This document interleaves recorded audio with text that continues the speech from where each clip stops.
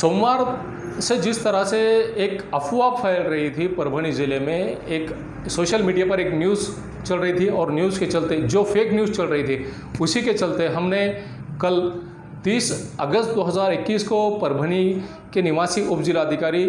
Doctor Sanjay Kundetkar, इनसे जब मेरे सहयोगी शेख इफ्तिखार साहब जो परभणी महानगर के मुख्य संपादक हैं, इन्होंने जिस तरह से फ़ोन कॉल पे बात की थी उसी के चलते आज हमने परभणी के उप जिलाधिकारी डॉक्टर संजय कुंडेटकर इनकी थेट मुलाकात ली, डायरेक्ट मुलाकात की और मुलाकात लेने के बाद में इन्होंने क्या कहा है, आइए जानते हैं किस तरह की प्रतिक्रिया इन्होंने दी और क्या कहा है। ऐसा कोई भी हुक्म या कोई भी आदेश जिलाधिकारी मैडम ने निकाला हुआ नहीं है। जिस टाइम ऐसा कोई आदेश निकलेगा वो ग्रुप के ऊपर और मीडिया को बताया जाएगा,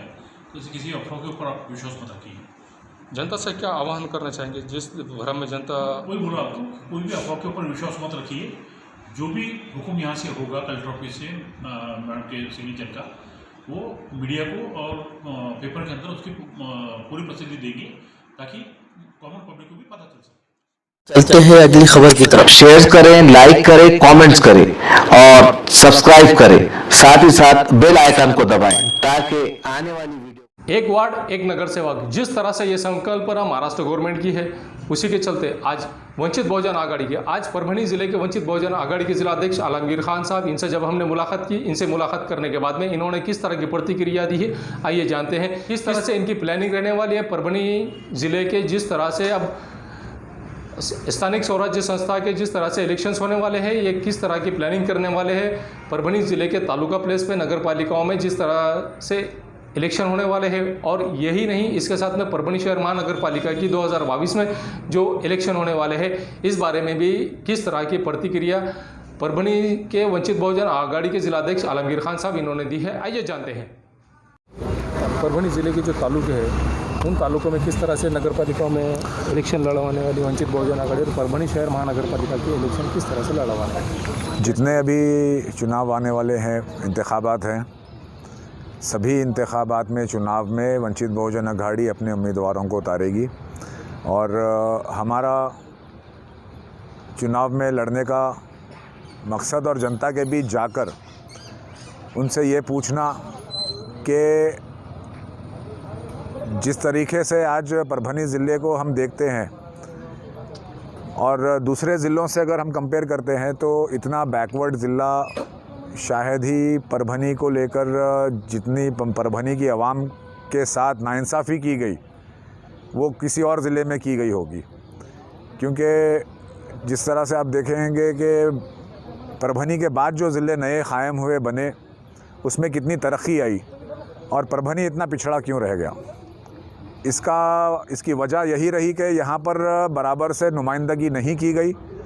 और नुमाइंदगी इसलिए नहीं की गई क्योंकि यहाँ पर जितने प्रतिनिधि यहाँ की जनता ने विश्वास कर चुनकर भेजा, वो कहीं ना कहीं एक भ्रष्टाचार में मुलविस पाए गए और अपने घर के मफाद के अलावा आवाम की फ़िक्र और आवाम के लिए जो काम करना चाहिए था वो नहीं कर पाए। यही एक वजह रही कि आप आज रोड की हालत बस्ती में जिस तरह से खड्डे पड़े वाले हैं, जिस तरह से यहाँ पर खुले ड्रेनेज सिस्टम है, यहाँ पर मच्छर जो चिकित्सा आज बीमार पड़ रहे हैं, आज वायरल चल रहा है, बहुत घरों में यहाँ पर बच्चे बीमार पड़ रहे हैं। उसका वजह क्या है? फॉगिंग नहीं की जाती महानगर पालिका के द्वारा। यहाँ महानगर पालिका के कर्मचारी कितने हैं, कितने यहाँ पर काम करते हैं, यहाँ पर जनता को पता नहीं। घंटा गाड़ी तो हमारी घूमती है बड़े आवाज़ से, शोर से,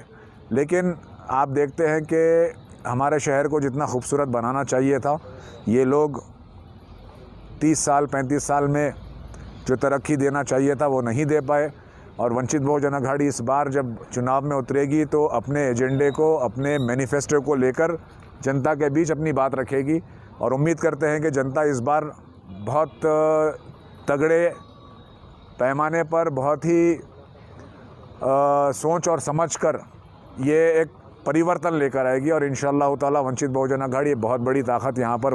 महानगर पालिका, ज़िला परिषद और जो चुनाव आने वाले हैं वहाँ पर आपको एक ताकत उभरती हुई नज़र आएगी। चलते हैं अगली खबर की तरफ। परभणी ज़िले में जिस तरह से ब्रिज को लेकर लोगों में भावनाएं उमट रही है। जिस तरह से रेलवे क्रॉसिंग करने के समय लोगों को जिस तरह से दुविधाओं का सामना करना पड़ता है, कठिनाइयों का सामना करना पड़ता है, इसी के चलते परभणी के भीमनगर गेट को अब ऐसी मांग की गई है लोगों से कि इसे भुयारी मार्ग बनाया जाए और यहाँ इसे भीमनगर का रेलवे गेट यहाँ पर अंडरग्राउंड ब्रिज बनाने की मांग भी यहाँ के लोगों ने की है। आप देख सकते हैं किस तरह से ये लोग किस तरह की बात कर रहे हैं, ये नज़ारा आप देख सकते हैं। बहुजन मुक्ति पार्टी की जानिब से एक निवेदन दिया गया और निवेदन देने के बाद में ये मांग की गई है। आइए जानते हैं किस तरह की प्रतिक्रिया इन्होंने दी है और क्या मांग इनकी है, किस तरह की बात इन्होंने कही है। मी प्रमोद लाटे, बहुजन मुक्ती पार्टी युवा जिल्हा अध्यक्ष। फार काळापासून परभणीमधील भीमनगर गेट, परळी गेट व तसेच गंगाखेड नाक्यावरील गेट आहे, पारवा गेट आहे, या गेटावरील ज्यावेळेस रेल्वेची